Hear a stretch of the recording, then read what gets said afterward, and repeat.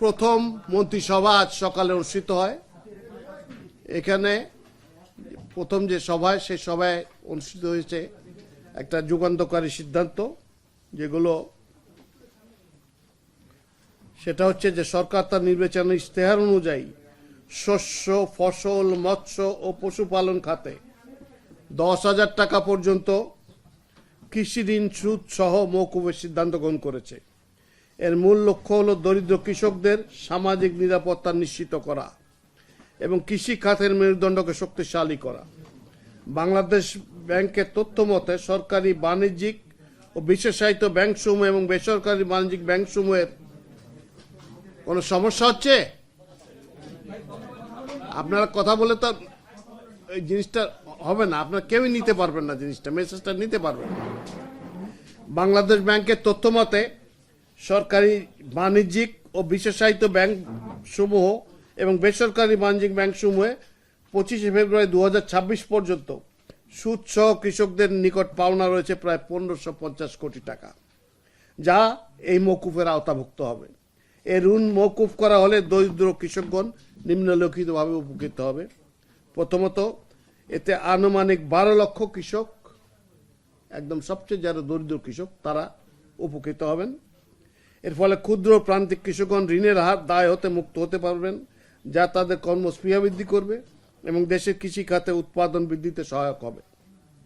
ঋণের কিস্তি বাবদ যে অর্থ কৃষকের ব্যয় হতো, সে অর্থ তারা উন্নত মানের বীজ বা আধুনিক সেচ প্রযুক্তিতে বিনিয়োগ করতে পারবেন। মাথার উপর ঋণের বোঝা না থাকায় কৃষক পরবর্তী মৌসুমে নতুন উদ্যমে চাষাবাদ শুরু করতে পারবেন। এই মওকুফ প্রক্রিয়ার মাধ্যমে কৃষকদের ক্রেডিট কার্ড, ক্রেডিট রেকর্ড বা ঋণ মান ভালো হবে, তারা যে আগেগুলো পরিশোধিত হয়েছে বলে ধরে নেওয়া হবে। ফলে তারা ব্যাংক থেকে পুনরায় স্বল্প সুদে কৃষি ঋণ গ্রহণ করতে পারবেন, যা তাদের স্থানীয় মহাজনী ঋণের উচ্চ সুদের হাত থেকে রক্ষা করবে। ঋণের বোঝা কমে যাওয়ায় কৃষকরা শস্য, মৎস্য ও পশুপালন খাতে আরও উৎসাহিত হবেন। এতে করে জাতীয় কৃষি উৎপাদন বৃদ্ধি পাবে এবং আমদানির উপর নির্ভরতা কমবে। ঋণ মওকুফের প্রায় তাৎক্ষণিক প্রভাব হিসেবে গ্রাম হতে নগরমুখী অভিবাসন কমবে এবং গ্রামীণ মূল্যস্ফীতি হ্রাস পাবে।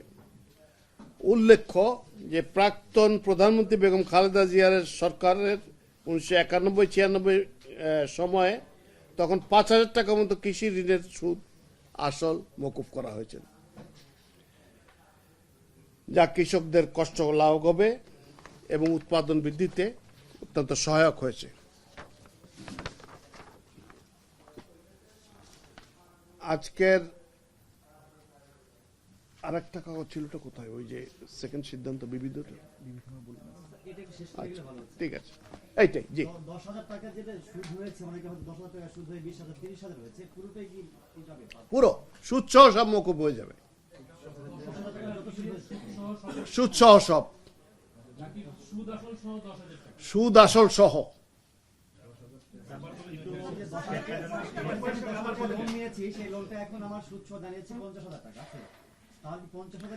সমুদয় অর্থই মাফ হয়ে যাবে।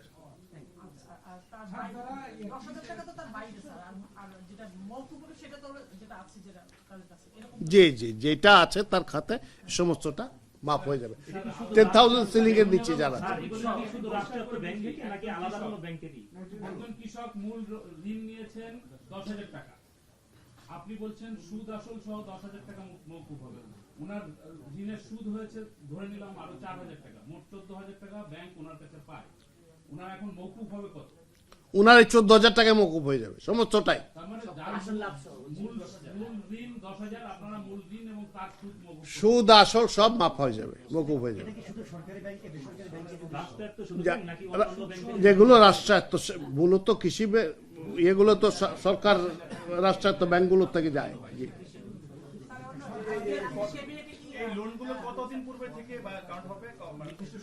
আমি এটা ডিটেল বলতে পারবো যে কত দিনের দিয়ে, সেটা আমি অত ডিটেলস আমার কাছে নেই এই মুহূর্তে।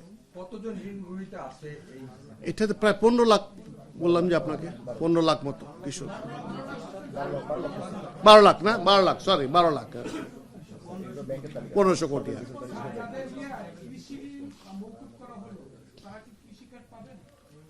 হ্যাঁ, কৃষি পাবেন না কেন, কৃষক তো। হ্যাঁ,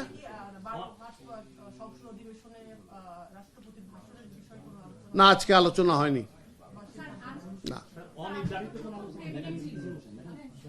মানে মন্ত্রণালয়ে যারা মন্ত্রী রয়েছেন বা সচিব রয়েছেন তাদের প্রতি কোনো নির্দেশনা মাননীয় প্রধানমন্ত্রী দিয়েছেন কিনা, যেহেতু প্রথম ক্রেডিট? উনি প্রথম দিনই দিয়ে দিয়েছেন, তার পরবর্তীকালে আমার যেগুলো নির্দেশনা ছিল সেগুলো আমরা পাস অন করে দিয়েছি সবাইকে। স্যার, আনুষ্ঠানিকভাবে তো আজকে ক্যাবিনেট হলো। স্যার, প্রথম যেদিন 18 তারিখ ছিল, 18 ফেব্রুয়ারি, সেদিনও একটা মিটিং ছিল। জি। আজকে মিটিংটা তো আনুষ্ঠানিক। সেই ক্ষেত্রে এর বাইরে যেটা অনানুষ্ঠানিক কি ছিল আসলে? না, অনানুষ্ঠানিক প্রথম অনুষ্ঠান সচিবদেরকে সরাসরি যা বলার বলে দিয়েছেন, এবং ওর যেগুলা করলারি কথাবার্তা সিদ্ধান্তগুলো আসে সেগুলো আমরা পাস অন করে দিয়েছি, যে কর্মচারীরা যদি সঠিক সময় অফিস না আসেন, সকল কর্মকর্তা কর্মচারী সঠিক সময় না আসেন, তাহলে সরকারের যে আইনানুগ প্রক্রিয়া রয়েছে সেটা ডিলিজেন্টলি অর্থাৎ নিখুঁতভাবে অনুসরণ করা হবে। এটা কি শুধু এর আগেও অনেকবার নেওয়া হয়েছিল। জি, এর আগেও অনেকবার নেওয়া হয়েছিল, আমরা দেখছি যে পাস করার তো এইবার এত কঠোর হওয়ার কারণ কি? এটা হলো যে চাক্ষুষ বিহেভিয়ার দেখা গেছে মানুষের, তো বিহেভিয়ার দেখে যেহেতু অ্যাকশন হয়নি, সেটা প্রধানমন্ত্রী আপনারা জানেন যে নিয়মিত অফিস করেন, সবার আগে চলে আসেন। সেটা পিএম এর নির্দেশ নাকি আপনারা অফিসিয়াল? এটা আগেও ছিল, পিএম কি নতুন করে নির্দেশ দিয়েছিল?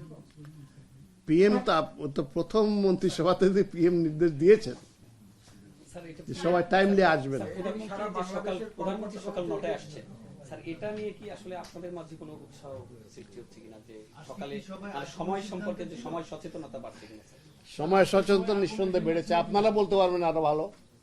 আজকে কি আর কোনো এজেন্ডা ছিল না শুধু আর আরো কিছু এজেন্ডা ছিল যেগুলো আমরা প্রকাশ করছি না এই মুহূর্তে, স্যার, প্রধানমন্ত্রী কি এখন থেকে সচিবালয়ে কয়েকদিন আসবেন? এইটা ওনাকে জিজ্ঞেস করতে হবে। আচ্ছা, আচ্ছা। হবে এখানে, স্যার। হ্যাঁ, ওনার অফিস এখানেও আছে, উনি এখানে ইচ্ছা করলে করতে পারেন।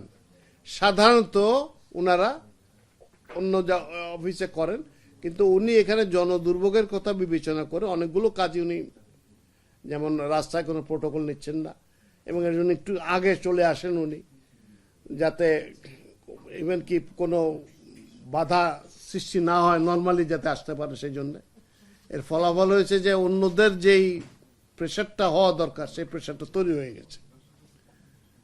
এই প্রশাসনিক বদল দেখছি আমরা, আরো পরিবর্তন হবে কিনা?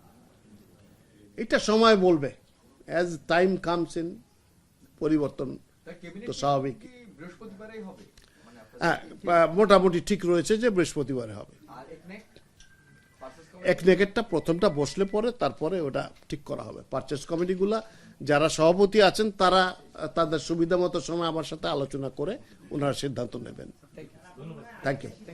লিলি আল্ট্রাসফট সিরাম জেল, যা গভীর থেকে স্কিনে দেয় 3 গুণ সিরাম হাইড্রেশন। সিরাম জেল হাইড্রেশনে ব্রাইট থাকো সব সিজনে।